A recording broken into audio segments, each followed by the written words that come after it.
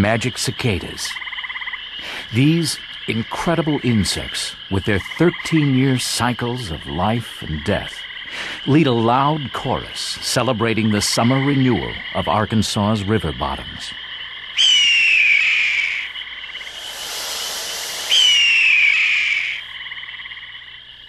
More than 4.5 centuries ago, another sound broke the forest gloom.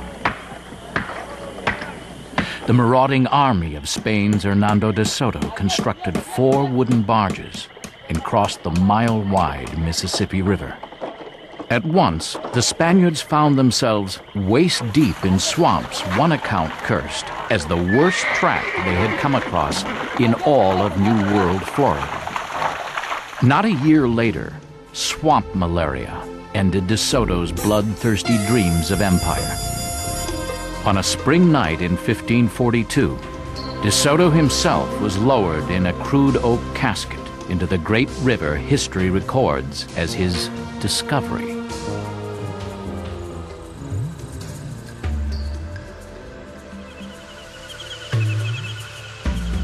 Today, we recognize Europeans as only the most recent people to bring civilization to the heart of this fertile continent.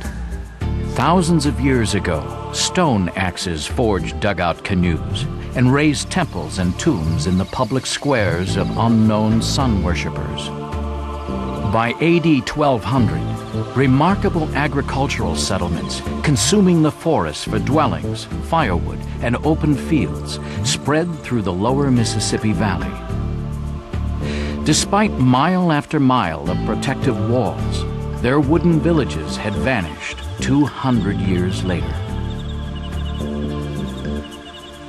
No one knows the origin of the Quapaw Indians who first called the region Arkansas. In 1673, the Quapaws turned back Louis Joliet and Father Marquette at the confluence of the Mississippi and Arkansas rivers. That ended the French explorers' search for a water route to the Pacific Ocean. A decade later, a more determined René Cavalier Sieur de La Salle raised a wooden cross at the same junction, claiming the land and the Indians' loyalty in the name of an earthly sun king, Louis XIV. La Salle's untimely death did not stop his lieutenant, Iron Hand, Henry de Tonty, from returning in 1686 to build a fur trade outpost. Slowly, it grew into Arkansas Post, the oldest European settlement west of the Mississippi. As French dreams of a new world trading empire withered away, the swamps came in the path of a westward expanding America. Ascending the Arkansas River in 1819, early traveler and botanist Thomas Nuttall fell at once under the Delta's timeless spell. Nothing yet appears but one trackless wilderness of trees, where the human voice is never heard to echo. All is rude nature still preserving its primeval, unreclaimed exuberance. A year later, 24-year-old painter James Audubon found Arkansas Post a poor, nearly deserted village. But his journal and canvas expressed wonderment at the superabundance of wildlife. Hundreds of gulls playing over a bar. White-headed eagles. Geese in thousands mating and fighting. Flocks of American teals and sandhill cranes. Astonishing swarms of grackles. Ivory bill woodpeckers. Anyone settling in the swamps enjoyed a diet of fish and game. But by the time Arkansas achieved statehood in 1836, it had an international reputation for sport hunting as well.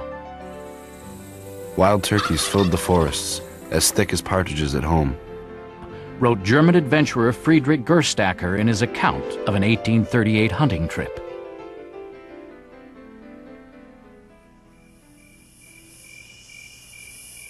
On the mild spring nights, the wailing note of the whippoorwill and the monotonous hooting of the owls make it altogether romantic.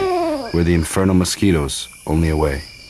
Although I heard the howls of wolves and the roar of an occasional panther, I enjoyed a sound sleep.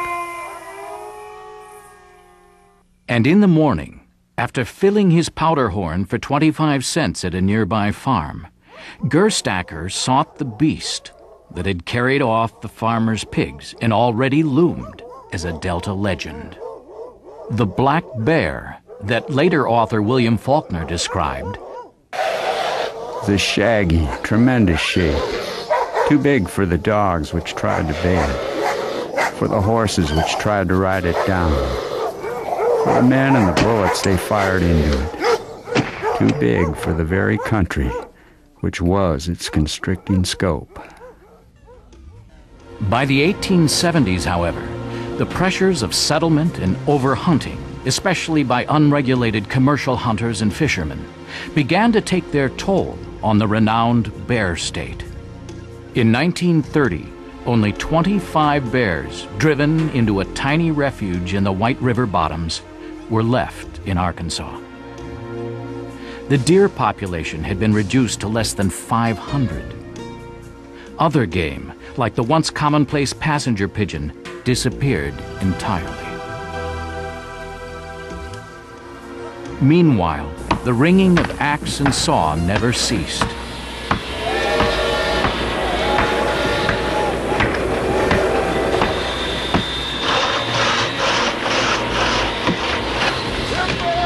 By the 1960s, only 1/4 of the bottomland forests remained.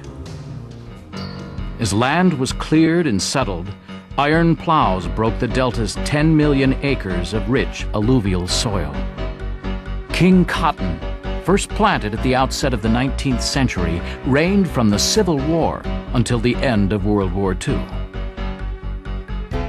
In 1882, Mark Twain, in his youth a pilot of Mississippi steamboats, belittled government efforts to control the river's meandering course with its wing dams and levees and dikes. One who knows the river will promptly aver that 10,000 engineers cannot tame that lawless stream, cannot curb it or confine it, cannot bar its path with an obstruction which it will not tear down, dance over, and laugh at. Twain's boast was confirmed in floods to come. Like the historic rampage of 1927. It was the last time a Mississippi levee would be broken. More than $1 billion has been spent in the last half-century to stabilize the Arkansas River as well. A half-dozen locks and dams now channel it peacefully across the bottomland. The Delta rivers today are more servant than master. Government control has also meant granting powers to agencies like the Arkansas Game and Fish Commission to regulate hunting and fishing, as well as restore and maintain habitat and species population. Deer and fish once more thrive, and the Delta remains a magical stopover for waterfowl on North America's largest flower. The 20th century growth of rice and soybean crops on the Grand Prairie, with its network of irrigation levees, has recreated a paradise for duck hunters.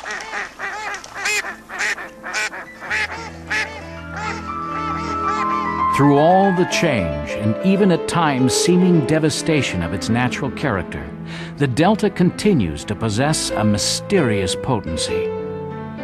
William Faulkner's Old Hunter, in his last bottomland camping vigil, pays tribute to this indestructible spirit. I can feel it, tremendous, still primeval, looming, musing downward upon this tent with the muddy floor. It is mine, though I have never owned a foot of it, and never will. Not even after I began to watch it retreat year by year before the onslaught of axe and saw, and log lines and then dynamite and plow. And suddenly I knew why. It belonged to no one man. It belonged to all. We had only to use it well, humbly, and with pride.